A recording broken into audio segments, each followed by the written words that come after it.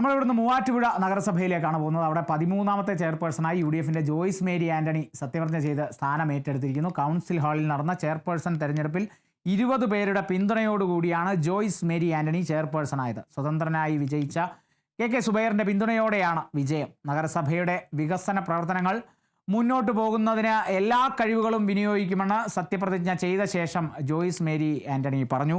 നഗരസഭകളിലും കോർപ്പറേഷനുകളിലുമൊക്കെ സ്വതന്ത്രരാണ് അവിടെ നിർണായക ശക്തിയായിരിക്കുന്നത്.